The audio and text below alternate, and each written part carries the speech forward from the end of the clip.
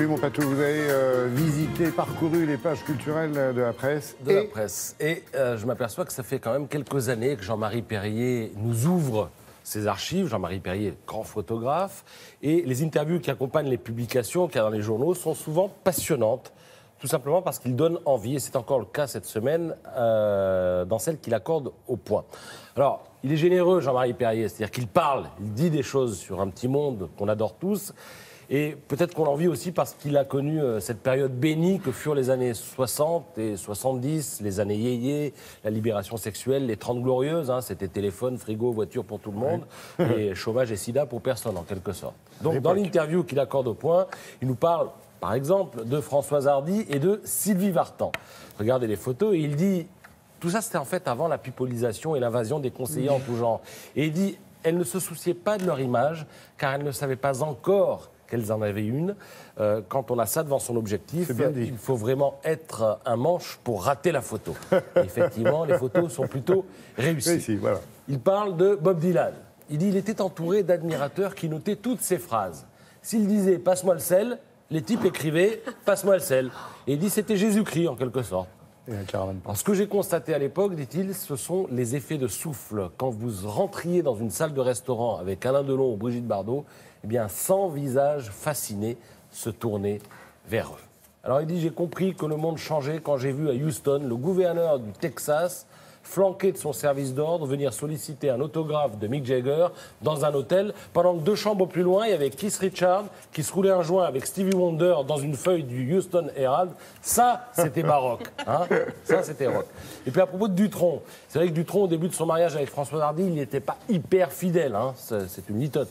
Et Jean-Marie Perrier, un jour, lui dit, mais pourquoi tu te disperses comme ça? Il dit, vous savez ce qu'il répond? Il dit, je commence par la fin. Voilà, donc c'est savoureux, c'est du Jean-Marie Perrier et j'en conseille la lecture. C'est dans le Point de cette semaine.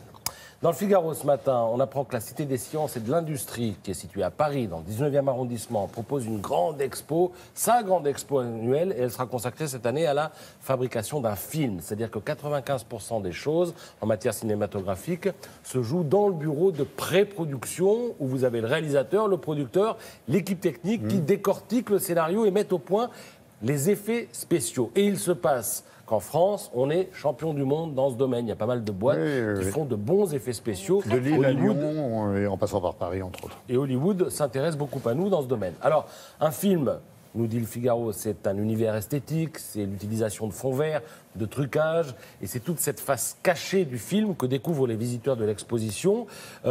On croise par exemple les têtes coupées de la reine Margot. Hein, bon, alors évidemment, c'est du faux. On déambule au milieu des requins. Ils sont faux, évidemment. On batifole dans la neige virtuelle. On participe à des cascades, etc. L'expo commence avec les vacances de la Toussaint et s'achève le 28 août prochain. Donc vous avez le temps d'y aller. Je termine avec le livre du jour. Gauguin, c'est au Grand Palais, l'exposition. Ça dure jusqu'au 22 janvier. Mais on comprend avec ce livre que c'est l'un des plus importants précurseurs, en fait, Gauguin, de l'art moderne. On n'a pas conscience de ce que son originalité a de radical. Alors, il a fait des peintures, bien sûr, mais aussi des dessins, des gravures, des sculptures, de la céramique. C'était un peintre autodidacte, un peintre du dimanche. Ça, on ne le dit pas assez. Et puis, sa démarche est aussi résumée en 3 citations. Comment voyez-vous cet arbre, disait-il? Vous le voyez vert? Eh bien, mettez donc le plus beau vert de votre palette. Et cette ombre, vous la voyez bleue? Eh bien, ne craignez pas de la peindre aussi bleue que possible. Ça explique les couleurs criardes de ces tableaux. Ou encore, ne copiez pas trop d'après nature. L'art est une abstraction. Et je termine avec ceci. Ce que j'ai voulu établir, c'est Gauguin qui parle, hein, pas moi. Ce que j'ai voulu établir, c'est le droit de tout oser. Gauguin, c'est aux éditions Citadel et Masno.